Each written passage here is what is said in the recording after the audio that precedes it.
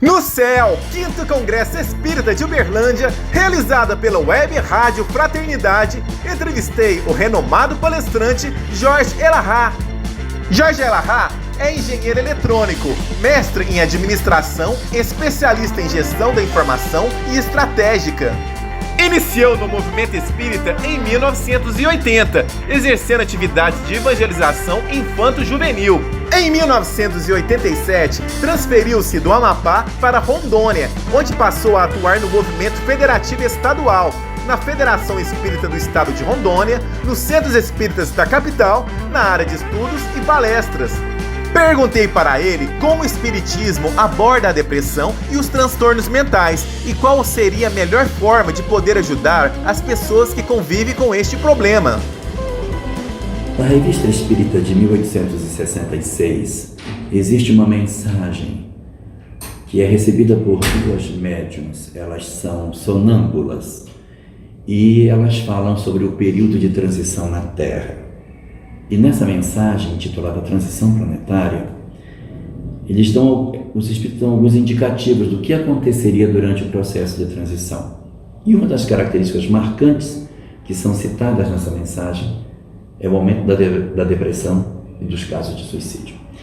A mensagem chega a ser tão precisa a ponto de dizer que, quando a transição viesse, o processo de angústia do ser humano seria tão grande que as próprias crianças procurariam suicídio, que assumiria taxas alarmantes.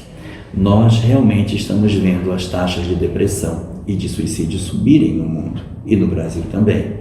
Nós não estamos entre os países que são as maiores taxas de suicídio no planeta, mas nós não podemos esperar que a gente se torne isso para tomar alguma providência. Nós vamos trabalhar agora para que isso aconteça. E a forma que o Espiritismo tem para atuar sobre isso é dando sentido às nossas vidas. Porque o vazio existencial é a grande razão do processo depressivo. Eu não sei para que eu vivo. Eu não sei por que eu existo. Eu não sei o que eu estou fazendo aqui. Essas perguntas são típicas de pessoas em depressão. Perderam o ânimo de viver. Quando nós estudamos a doutrina espírita e percebemos o mecanismo da reencarnação, do planejamento reencarnatório, da majestade do que seja o retorno à vida corporal e todo o trabalho que a espiritualidade desenvolve para que você consiga estar entre os homens novamente, um influxo novo de desejo de viver, uma nova compreensão de vida, uma transformação profunda da nossa ótica de viver ocorre. E o que se espera como decorrência disso é que nós consigamos dar um sentido para as nossas existências e, consequentemente, a saída do processo depressivo. Para a saída da depressão, é importante considerar que quando nós estamos com alguém na família em processo depressivo, não é só ele que é depressivo. O grupo familiar está inserido no processo, porque ninguém reencarna sozinho. Há um comprometimento de todo o grupo. Então nós não podemos dizer, não, o depressivo é meu irmão, o problema é dele. Não, o problema é do grupo. Nós estamos todos juntos. E quando a gente percebe isso, nós temos que nos unir para o trabalho de socorro daquele que escorregou. Nessa hora, a família precisa entender que ela está numa guerra. A depressão pode levar à morte. E você precisa lutar, você tem que guerrear para vencer essa batalha. E quando nós estamos na guerra, nós não vamos só com uma força, nós vamos com as 3 forças: exército, marinha e aeronáutica. Quando alguém em casa entra em depressão, tem que mobilizar o exército, a marinha e a aeronáutica. O exército é quem vai cuidar do território físico. Quem vai cuidar do físico é o médico. A pessoa precisa de um médico. A marinha vai cuidar das águas, que são as lágrimas de quem chora depressivo. E esse é o psicólogo. E a aeronáutica vai cuidar daquela coisa mais etérea, mais sutil, que é o espírito, que é a religião. Não necessariamente o espiritismo seria a única opção, porque existem pessoas que se sentem mais alinhadas com o pensamento do protestantismo. Então que vá, que procure o pastor, que se integre numa igreja protestante e que se liberte da sua angústia. Se você gosta da igreja católica, vá, procure a Igreja Católica, se integre às tarefas do padre e siga. E se você tem interesse de conhecer a sua vida de maneira mais efetiva, se integre à doutrina espírita, procure uma casa espírita para entender os porquês da vida e a razão do nosso sofrimento. E a partir daí, juntando o exército, marinha e aeronáutica, nós temos muito mais condição de vencer essa guerra. Essa guerra, quando ela é forte, a gente ainda tem que chamar as duas forças auxiliares, que é a PM e o bombeiro. O bombeiro são os amigos que tem que estar sempre perto e a PM é a família que tem que tomar conta da pessoa. Então tem que estar todo mundo envolvido. Se nós envolvermos todos os agentes nesse processo, nós temos muito mais chance de obter êxito nesse fenômeno da depressão, que é muito grave. Só que isso exige esforço, persistência da família e ausência de críticas. Nós não devemos criticar as pessoas que estão em processo depressivo, reclamando: minha filha, o dia inteiro nesse quarto, sai, parece que não tem nada para fazer. Chama para sair, use frases positivas. Minha filha, eu vou fazer um bolo, vem me ajudar. Vou caminhar, vem comigo. Em vez de criticar, dizer: olha, isso aqui a minha filha está depressiva, olha, ela tá... Esquece isso, não toca no assunto. Não fica apresentando a pessoa como depressiva para os outros. Trata com naturalidade e chame a pessoa para a vida. Existe uma obra chamada Entre Irmãos de Outras Terras, que diz que a fé é o galardão que Deus reserva a todos aqueles que se credenciam na obra do bem. Então, se a gente está atrás de fé, que é o antídoto para a depressão, a obra do bem é o caminho que a gente tem para fazer. Então, o que é que eu faço? Eu tiro a pessoa do seu isolamento, do encastelamento da sua própria dor.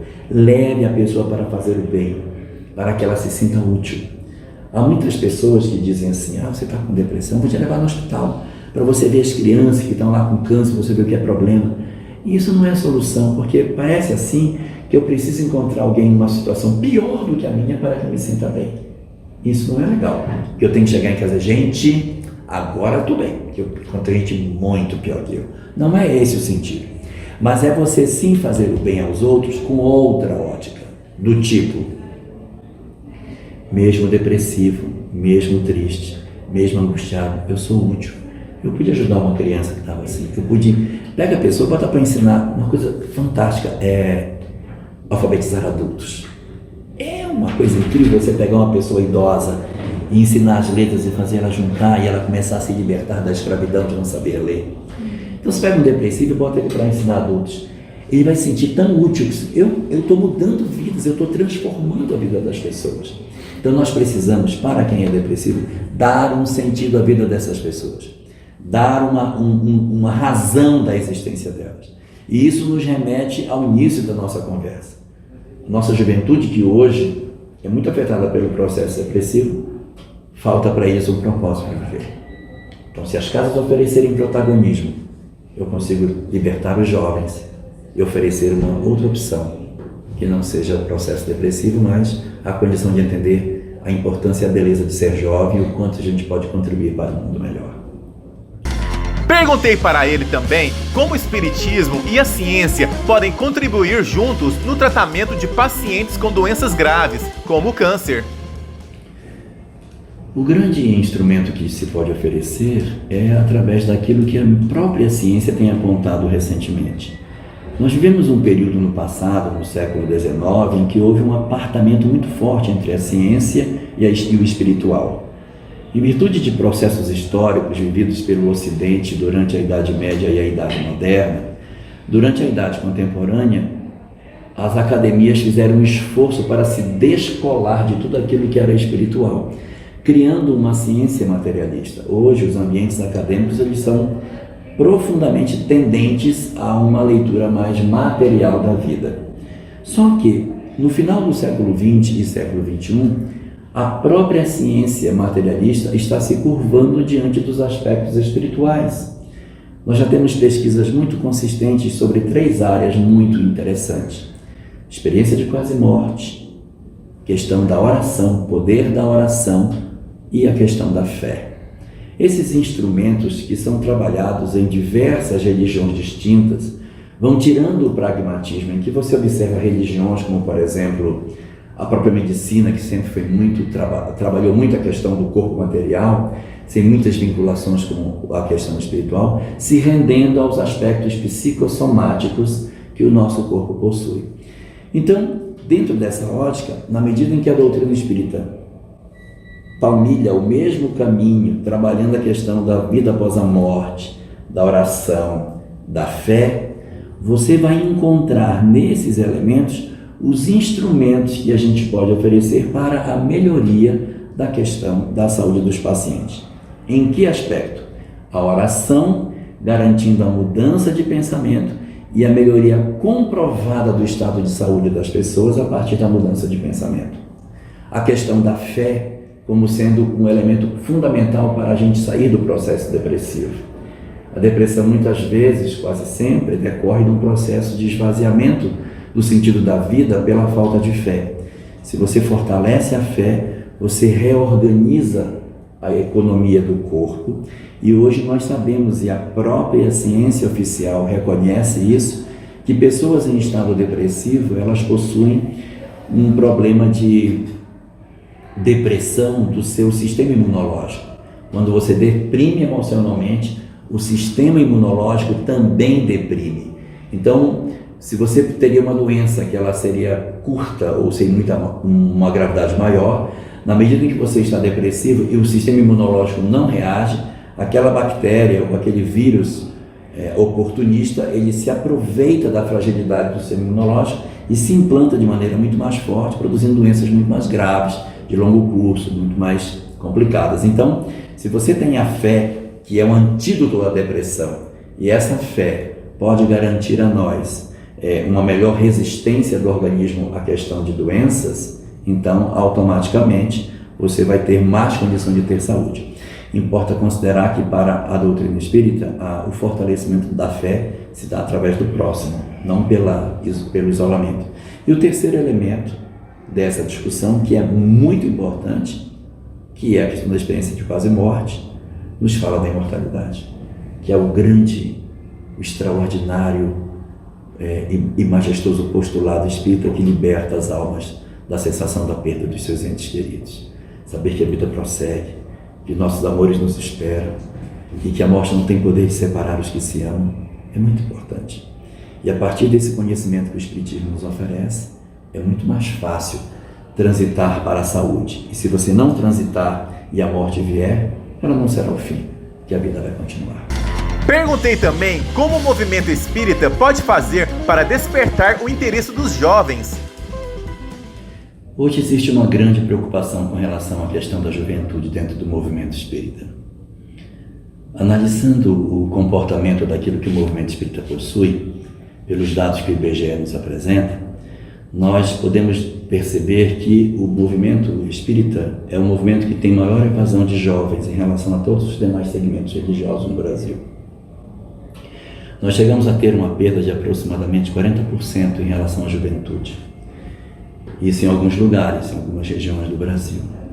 E existem inúmeras discussões que estão sendo feitas dentro do país hoje na tentativa de encontrar uma maneira de nós desenvolvermos uma nova forma de trabalhar a juventude.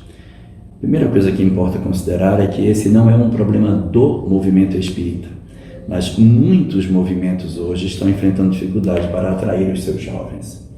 As mudanças que a sociedade sofreu nos últimos tempos têm levado a uma evasão desses movimentos. Então, as discussões que hoje têm surgido, elas convergem para alguns pontos fundamentais. O primeiro ponto fundamental é por que acontece a evasão dos jovens. E dois são os pontos fundamentais que são apresentados. O primeiro deles é a questão da falta de um conteúdo que seja de interesse desses jovens.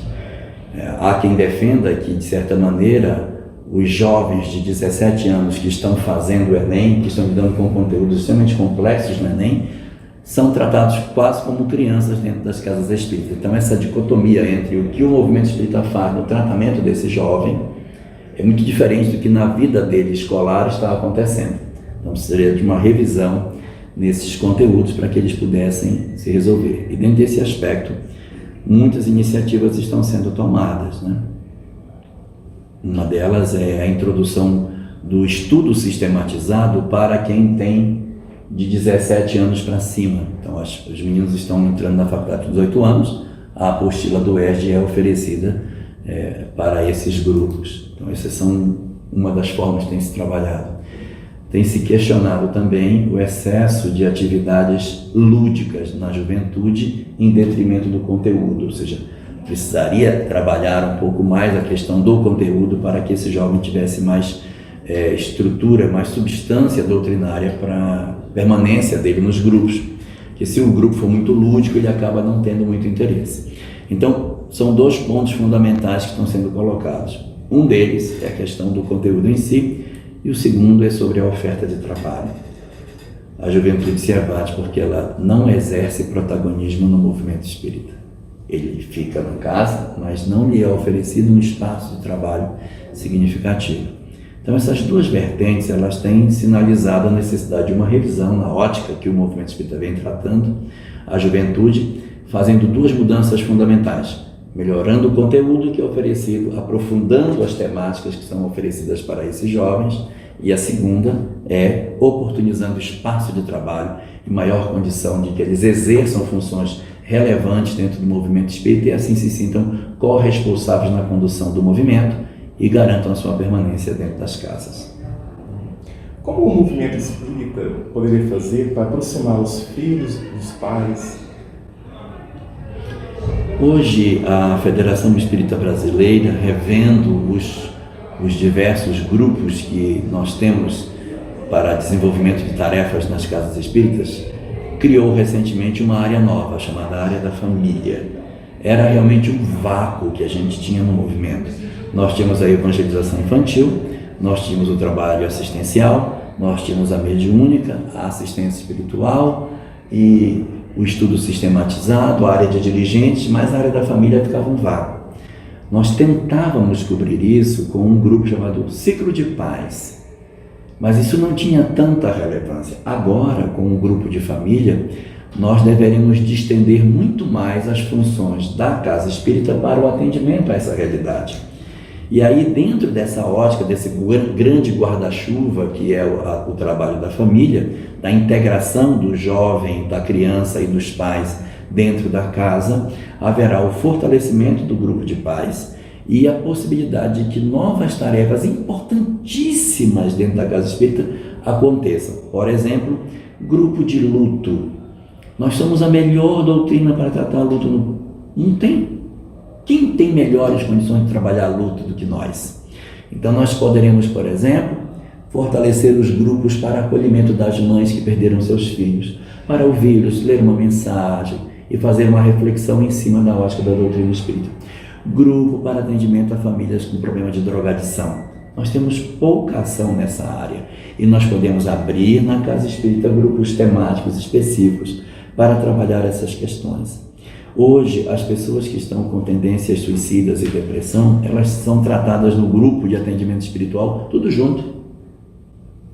Então, você tem pessoas que estão em atendimento espiritual por um problema mais leve e pessoas que estão com graves problemas de depressão e de tentativas de suicídio, já até concretizadas, que estão misturadas nesse grupo. Nesse atendimento à família, a gente poderá criar, nesse universo de grupos temáticos, grupos específicos para trabalhar as pessoas com tendências suicidas. Quando nós trabalharmos isso, a família vai enxergar na casa como sendo um porto seguro, um espaço onde as coisas possam acontecer. E se nós fizermos a revisão daquilo que seria o grupo de jovens, oportunizando o trabalho e um conteúdo mais aprofundado das nossas discussões, nós temos muita chance de fazer uma revisão disso, porque o grupo de jovens é o grupo dentro da casa espírita mais volátil, é o primeiro observado, porque a criança não tem como fugir porque o pai leva, e o adulto não deixa de ir porque o adulto sofre e tem que ir. O adulto vai para a casa espírita, pega uma palestra ruim e diz: nossa, essa foi péssima, tomara que a próxima seja melhor. Aí ele volta na tentativa de pegar uma palestra melhor, mas o jovem não age assim, ele diz: muito ruim esse grupo, não volto nunca mais, ele não tem uma segunda chance. Então, por ele ser muito volátil, você tem que ter um aparelhamento muito melhor. E essa iniciativa de fortalecer os grupos de família na casa espírita será essencial para que a juventude possa se sentir mais inserida e o Espiritismo cumpra o grande papel que ele tem, que é de oferecer ao homem instrumentos para fazer a sua transformação moral. Além do Jorge Elahá, entrevistei também Haroldo Dutra Dias, Rossando Klinger, André Trigueiro, Simão Pedro de Lima, Geraldo Campetti, Sérgio Lopes e Eulália Bueno. Por isso, fique ligado nos próximos vídeos.